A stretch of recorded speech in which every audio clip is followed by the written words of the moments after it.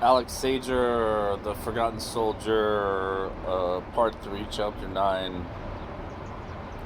This is the third part of Chapter 9.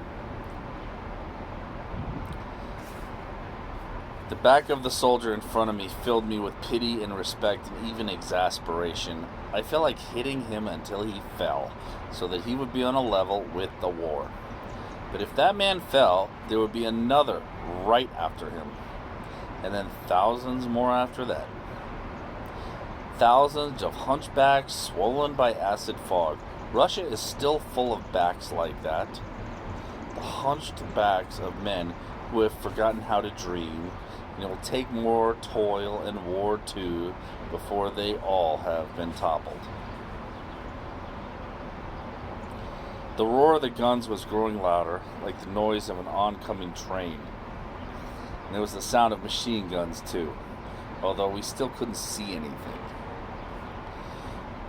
We could also hear a vast din of human voices which rose above the thunder of guns and machinery. We stopped where we were, a light trace of breath escaping from each half-open mouth.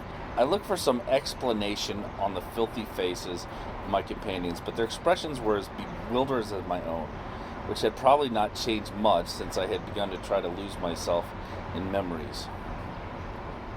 Since surprises in wartime can only be dangerous, we immediately looked for a hole. All I could find was the riverbank. I slid over the edge until I was up to my thighs in the invisible water, which seemed almost warm after the icy air. I immediately lost hold of my attempted daydream and stared furiously through the black and impenetrable wall which hid the action from us like a curtain in the theater. The roar of the tanks grew louder and made the surface of the water tremble with the motion I was just able to perceive.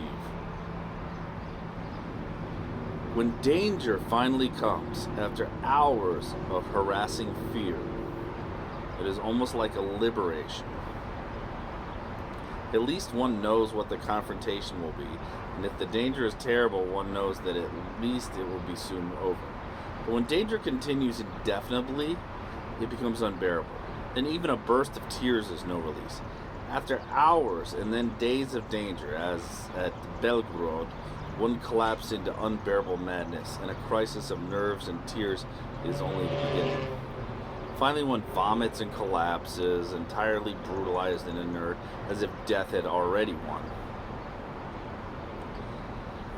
For the moment, I remained calm. The river blocked our escape, but at the same time offered a prospect of safety. I was already over my knees in water. The fog hid the terrifying breadth of the river from me, and I thought that if the worst came to worst, I could always try that way out, skimming over the surface like a will-o-wisp. I felt almost convinced that I could do it.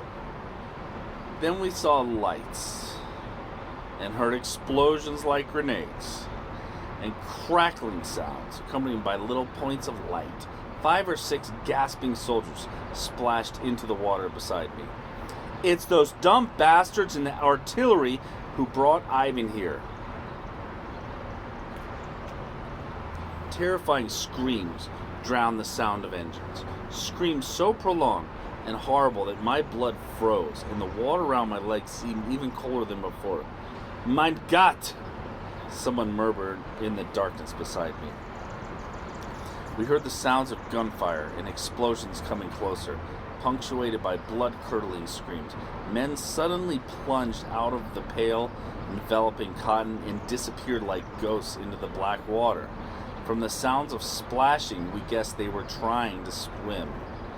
We felt petrified by fear and stayed where we were. A terrible growling